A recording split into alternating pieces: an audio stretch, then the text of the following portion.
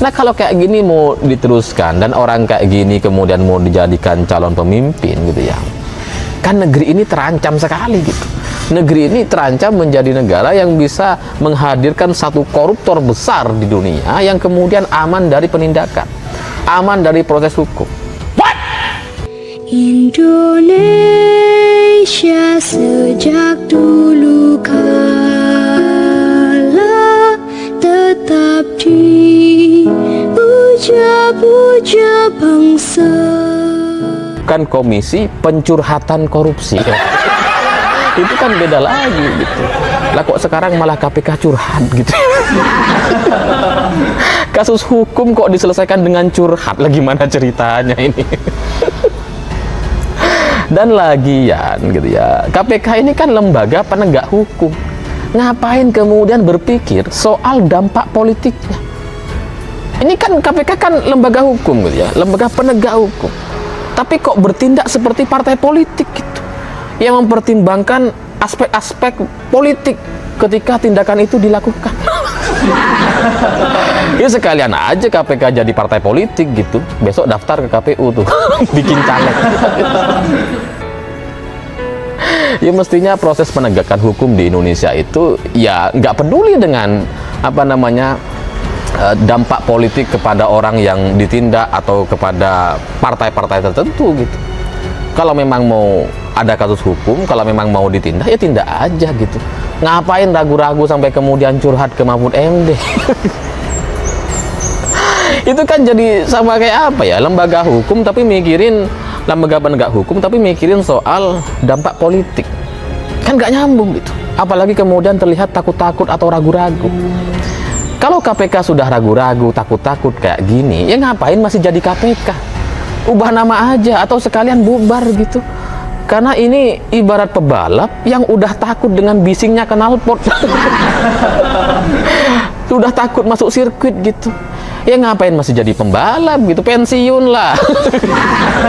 Komisi Pemberantasan Korupsi atau KPK terus mendalami kasus dugaan korupsi penyelenggaraan balap mobil listrik Formula E. Nah, cerita-cerita semacam itu bagi saya jadi mirip sekali dengan cerita KPK yang curhat ke Mahfud MD. Curhat kok ke Mahfud MD gitu. Lawang udah jelas Mahfud MD ini track recordnya dia ini nggak ada takut-takutnya. Kalau bicara itu nggak ada saringan-saringannya, gas semua, nggak ada rem-remnya. Kok KPK malah curhat ke Mahfud MD gitu?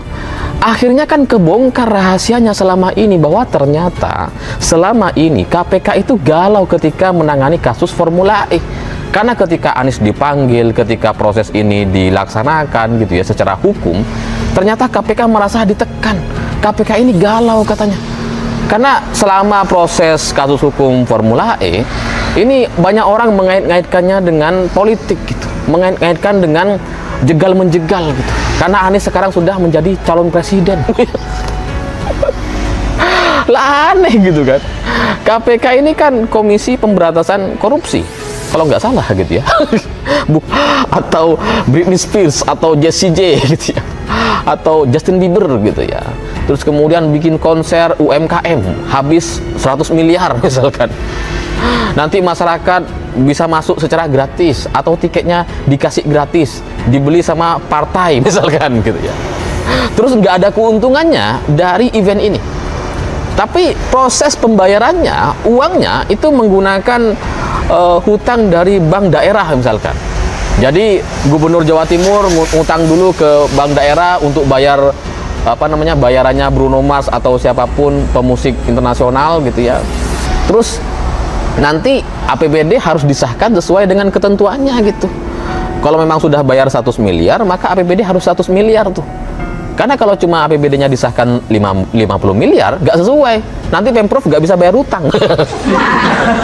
Nah ini kan harus dijelaskan gitu. Boleh nggak ini dilakukan sama orang lain misalkan. Kalau Anies ini dibiarkan, tidak diproses hukum, tidak ada kejelasan, maka jangan heran kalau kepala-kepala daerah yang lain nantinya akan membuat event atau acara yang sama sekali nggak menguntungkan kepada pemerintah setempat, tapi acaranya heboh gitu ya. Meriah gitu. Kemudian disaksikan oleh banyak politisi-politisi terdekat misalkan. Ini harus dijelaskan. Nah, KPK kenapa nggak mau menjelaskan ini? Kenapa kemudian malah memilih curhat kepada Mahfud MD? Meski hingga kini belum ada penetapan tersangka, Menko Polhukam Mahfud MD mengungkap curhatan Ketua KPK Firly Bahuri yang mengeluh karena merasa dicurigai terkait pemanggilan Anies Baswedan. Dan lagian kasus Formula E ini sebenarnya sederhana sebenarnya gitu ya. Kita cuma butuh kejelasan aja kok. Ada nggak kasus hukumnya? Ada nggak kesalahan-kesalahan prosedur yang dilakukan sama Anies Baswedan dan Pemprov DKI misalkan? Ya jelaskan aja.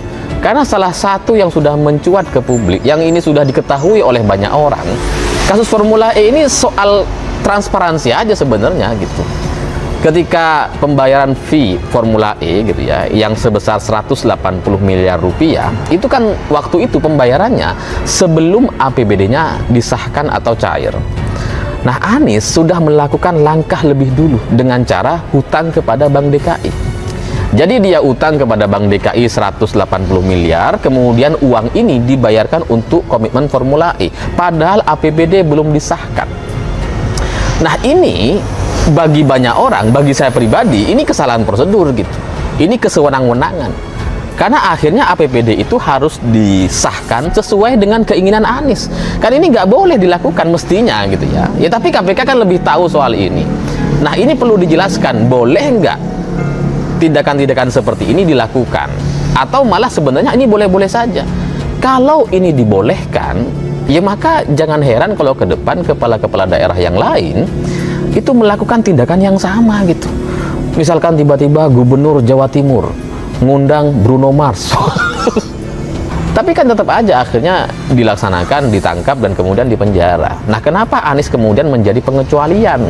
Kenapa KPK kemudian jadi takut dengan tekanan massa yang sebenarnya nggak seberapa? Kenapa gitu? Jadi setelah saya coba renungkan, kayaknya bukan soal masalah tekanan massa ini gitu. Kayaknya ini tekanan para elit, tekanan para oligarki gitu ya, yang bisa mengendalikan KPK, yang bisa menekan atau nakut-nakutin KPK, sehingga sampai sekarang kasus Formula E itu jadi nggak jelas ujungnya gitu, nggak jelas kesimpulannya seperti apa. Nah, pertanyaan saya sebagai warga biasa, siapa yang nekan KPK gitu? Kan nggak mungkin saya misalkan nekan KPK, nggak mungkin lah. Saya ini siapa gitu? Ya pasti para elit, para orang-orang yang punya kekuasaan gitu ya, orang yang punya power kebijakan, power keuangan misalkan. Dan itu harus dijelaskan gitu. Siapa ini orang yang nekan KPK? Ya pasti orang yang punya kaitannya dengan Anies misalkan. Orang yang selama ini mendukung Anies misalkan. Atau partai-partai yang mendukung Anies. Ya pastilah. Ya kalau partai yang nggak dukung Anies, ngapain dia nekan KPK supaya nggak diproses? Di kasus Formula E, sejumlah pihak mengkritik KPK terkait pemanggilan Anies terkait kasus Formula E hingga muncul isu kriminalisasi. Ya saya nggak tahu juga apakah ini dibolehkan atau enggak gitu. Dalam pandangan saya ini nggak boleh. Nah, menurut KPK kayak gimana gitu? Karena dalam pandangan saya, dalam komentar banyak orang, para politisi, pejabat-pejabat di DPRD Jakarta, itu kan syarat untuk melakukan pinjaman dari Pemprov kepada bank daerah itu kan harus berdasarkan program yang sudah berjalan, bukan program yang belum terlaksana. Nah, Formula E ini kan belum terlaksana tapi sudah ngutang duluan gitu. Ini kesalahan bagi banyak orang gitu. Dalam pandangan banyak orang ini kesalahan. Nah, inilah yang harus diselesaikan atau dikelirkan sama KPK. Nah, kalau KPK kemudian merasa bahwa ada tekanan gitu ya, ada rame-rame dan sebagainya gitu ya, saya terus terang coba merenung dan mencari tahu dari kejadian ini gitu ya, dari ketika Anies itu dipanggil sama KPK atau diperiksa sama KPK, karena sudah beberapa kali kan dipanggil sama KPK gitu ya, untuk DP 0 rupiah juga dipanggil, untuk Formula E juga dipanggil. Jadi ya Anies ini memang banyak kasusnya sebenarnya gitu.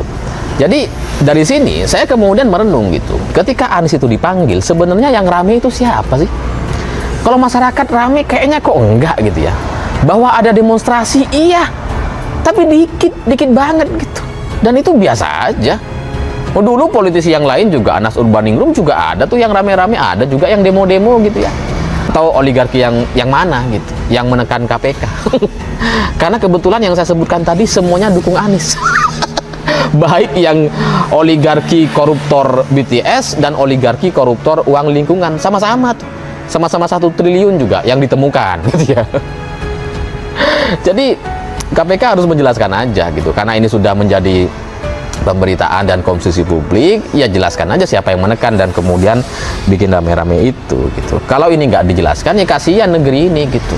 Masa lembaga penegak hukumnya takut sama oligarki, takut sama pelindung koruptor? Apa kata dunia gitu? Malu-maluin gitu. Ini kan, ini ada calon koruptor gitu ya, mau diproses, tapi punya backup yang kuat gitu. Punya backup oligarki, punya backup elit politik. Ya kalau praktik-praktik ini terus dilanjutkan dan KPK terus seperti ini, ya kasihan gitu. Kasihan negeri ini. Karena nantinya ini akan terbentuk pola yang sama gitu. Orang bisa korupsi selama punya backing yang kuat. Misalkan selama KPK-nya nggak berani untuk proses. Kan nggak masuk akal gitu. Ngapain Pak Jokowi kemudian, KPK, kamu jangan proses Anies ya? Kan nggak mungkin gitu. Ngapain gitu? Apa kepentingannya Pak Jokowi?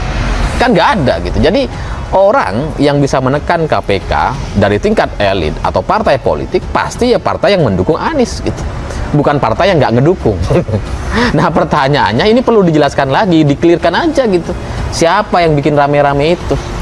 KPK terbuka aja lah gitu, ngapain takut-takut? Lawang saya aja nggak takut gitu, masa KPK takut? Apa perlu saya ajak wawancara supaya terbuka gitu ya? Ngapain takut sama oligarki, sama partai atau sama pendukung Anies gitu? Ya, kalian kan lembaga penegak hukum, ngapain takut gitu? Jadi sampai di sini saya menyimpulkan kegalauan KPK ini adalah kegalauan karena berdasarkan tekanan elit gitu. Nah cuma pertanyaannya, elit yang mana kita nggak tahu. Apakah elit dari oligarki yang menjadi pengurus inti partai yang dalam hal ini terkait kasus korupsi BTS misalkan, pembangunan tower atau BTS, ataukah elit yang selama ini mendapatkan uang 1 triliun yang dibuktikan oleh PPATK ada aliran dana lingkungan hidup misalkan. Indonesia tanah